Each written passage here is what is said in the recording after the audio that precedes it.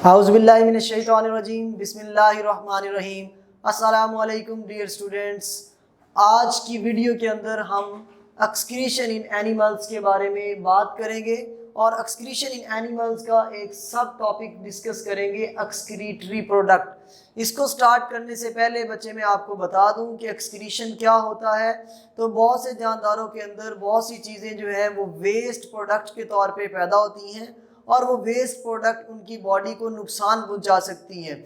इसलिए वो जानदार उन वेस्ट प्रोडक्ट को अपनी बॉडी से बाहर निकालता है और उस निकालने के अमल को हम क्या कहते हैं, एक्सक्रीशन कहते हैं। तो वो कौन कौन सी वेस्ट प्रोडक्ट्स जो है जानदारों के अंदर पैदा होती हैं उनके बारे में आज की वीडियो के अंदर हम देखेंगे। तो मैंने डिज़ाइन किया है जी, उसका नाम एक्सक्रीटरी प्रोडक्ट्स।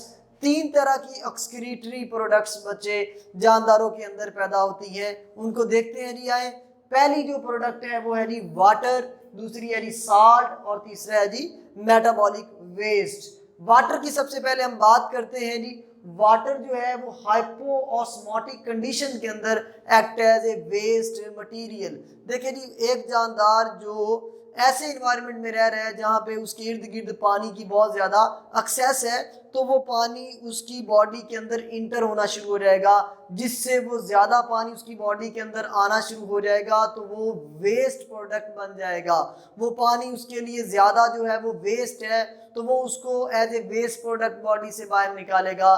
तो हाइपोऑस्मोटिक कंडीशन के अंदर वाटर क्या होता है, एज ए एक्सक्रीटरी प्रोडक्ट के तौर पे काम करता है। इसी तरह बच्चे साल्ट जो है वो हाइपर ऑस्मोटिक कंडीशन में एज ए एक्सक्रीटरी प्रोडक्ट काम करता है। हाइपर ऑस्मोटिक कंडीशंस क्या होती हैं, ऐसी कंडीशंस बच्चे जहाँ पे साल्ट बहुत ज़्यादा होता है और वो साल्ट फिर जानदार की बॉडी के अंदर इंटर होना शुरू हो जाता है और वो साल्ट जानदार की बॉडी के अंदर वेस्ट मटेरियल के तौर पे अकामुलेट होना शुरू हो जाता है। फिर वो जानदार उस साल्ट को बॉडी से बाहर निकालता है और वो साल्ट एक्सक्रीटरी प्रोडक्ट कहलाता है। ठीक है जी, तो इसका मतलब ये हुआ हाइपर ऑस्मोटिक कंडीशन, जब इन्वायरमेंट के अंदर साल्ट ज़्यादा होता है तो जानदार को साल्ट जो उसके अंदर आ रहा है उसको निकालना होता है एज ए वेस्ट प्रोडक्ट।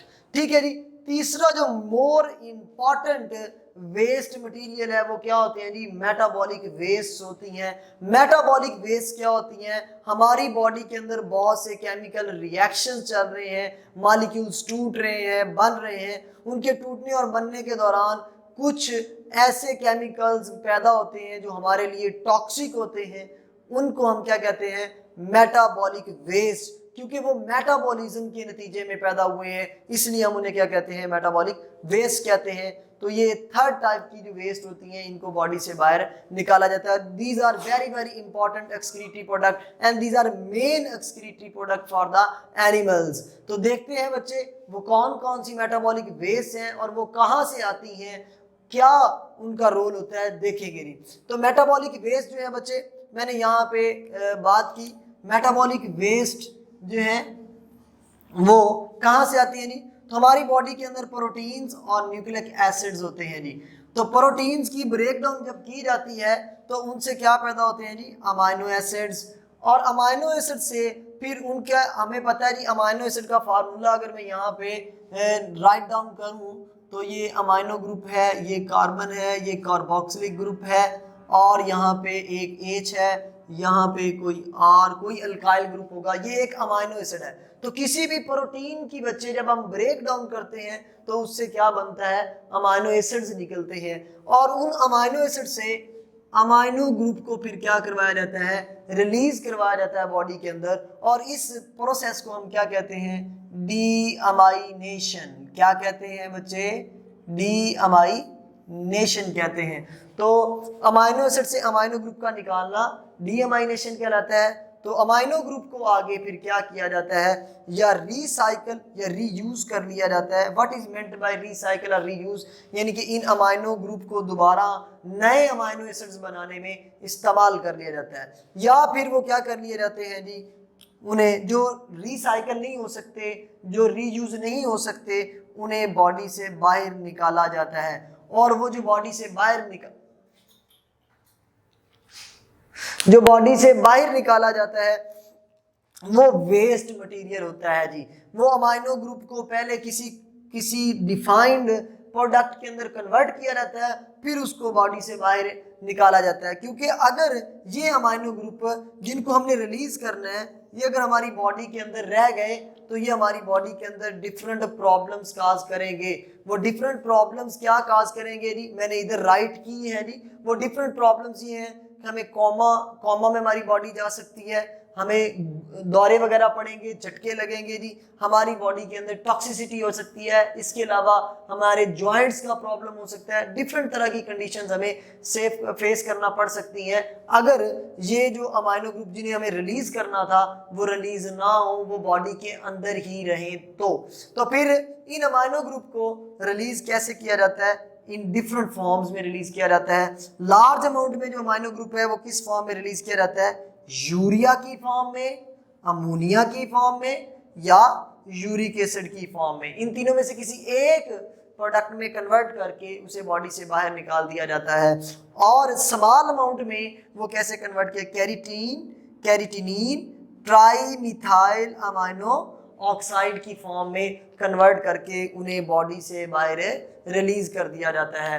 तो मैं इस चीज को बच्चे दोबारा रिपीट करता हूं, मैंने क्या कहा, हमारी बॉडी के अंदर होती है प्रोटीन्स, उन प्रोटीन्स को तोड़ के अमाइनो एसिड में कन्वर्ट किया जाता है, फिर अमाइनो एसिड को तोड़ के उससे अमाइनो ग्रुप निकाला जाता है। और उन अमाइनो ग्रुप के दो यूज होते हैं, या तो उन्हें रीयूज करके नए अमाइनो एसिड बनाए जाते हैं या उन्हें डिफरेंट प्रोडक्ट्स में कन्वर्ट करके उन्हें बॉडी से रिलीज कर दिया जाता है। दूसरा जो मेटाबॉलिक वेस्ट है वो कहाँ से आते हैं जी, हमारी बॉडी के अंदर होते हैं जी न्यूक्लिक एसिड्स, उन न्यूक्लिक एसिड्स की ब्रेकडाउन से आते हैं जी। तो we know that nucleic acid is made up of nucleic acid की एग्जांपल क्या है जी, हमारे पास डीएनए एंड आरएनए। तो ये हमारी बॉडी के अंदर होते हैं और these are made up of nucleotides.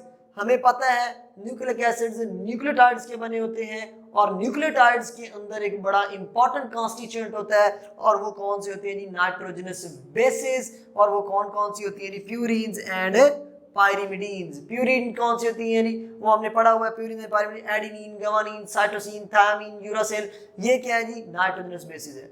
तो जब बच्चे न्यूक्लिक एसिड की ब्रेकडाउन की जाती है तो क्या पैदा होती है जी, नाइट्रोजनस बेसिस। और उन नाइट्रोजनस बेसिस से फिर क्या रिमूव करवाया जाता है, अमाइनो ग्रुप रिमूव करवाया जाता है। और फिर उस अमाइनो ग्रुप को किस में कन्वर्ट कर दिया जाता है, मेनली यूरिया में, अमोनिया में, यूरिक एसिड में, और small amount of the amino जो नाइट्रोजनस बेस से आता है उसको किस में कन्वर्ट किया जाता है, ज़ैंथिन, हाइपोज़ैंथिन, एलेंटोइन। तो बच्चे ये बोर्ड एग्जामिनेशन के अंदर एज एमसीक्यूज पूछा जा सकता है कि प्यूरीन्स और पायरिमिडीन्स को किस में कन्वर्ट किया जाता है, इन कंपाउंड्स के अंदर, और अमाइनो ग्रुप जो होता है उसको किस में कन्वर्ट कर दिया, जो प्रोटीन से आता है उसको किस में कन्वर्ट कर दिया जाता है जी।